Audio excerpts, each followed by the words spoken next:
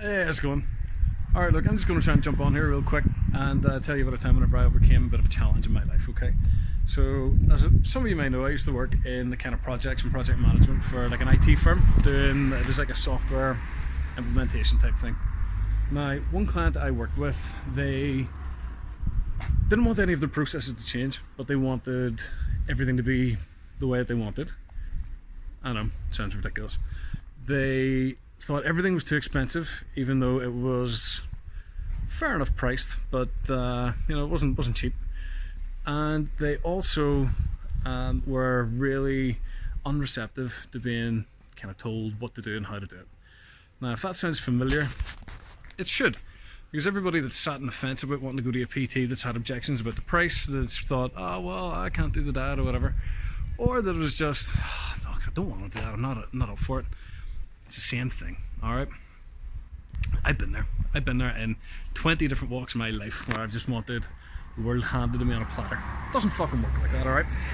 Now, the parallels here are really obvious, okay? People often query the price of personal training because they go, oh well, it's a bit expensive, I can't afford it, whatever, and blah blah blah. I've talked about this before. If we can afford nights out, we can afford ridiculous carry-outs, we can afford 1, maybe 2 sessions a week with someone. It's not rocket science, or not rocket surgery, as I've heard it put before. People go, oh well, I can't commit to that, I can't do this, I can't do whatever, and expect to lose weight that they're upset about or want to get in better condition. They're wrong. If I can chase my diet, and I was the fussiest eater alive, I wouldn't touch vegetables, I ate nothing but processed food, and I had like 5-6 takeaways a week. If I can stop those habits, anyone can. I used to eat quite literally like a spoilt child, so don't tell yourself that you can't do it. There's more shit out there that you like, you just don't realise it. And finally, the notion of being unreceptive to training, of saying, look, I can't do this, I can't do whatever, I can't face that. Now, look, it's one thing if you have an actual impediment that stops you from being able to do a certain exercise, and if that's the case, we'll work and we'll get through it and we'll figure out what the correct adaptation is for you to work the target area.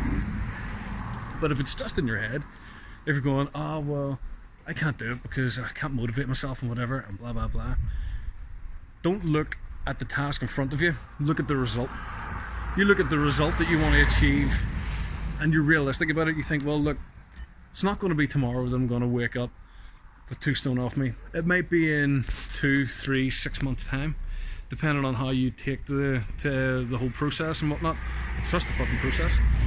But if you can actually see the end result as opposed to the task in front of you, then it becomes a no-brainer.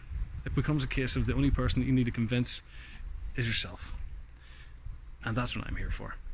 I am living proof that you can turn your life around and change your bad habits, change the way you look and change the way you feel, and come out the other side without actually having to really begrudge yourself too much. At the end of the day, I've put it this way to people before. See, if I really wanted to, I could eat steak 7 days a week and be in better shape than I've ever been. If you're vegan, we'll figure out something else as well. We'll figure out what the steak equivalent would be for you. I don't care, alright? I don't discriminate. Now look, hit me up if you want to talk about any of this. Stay safe and try your fucking best to stay positive. Alright, keep it real. Bye.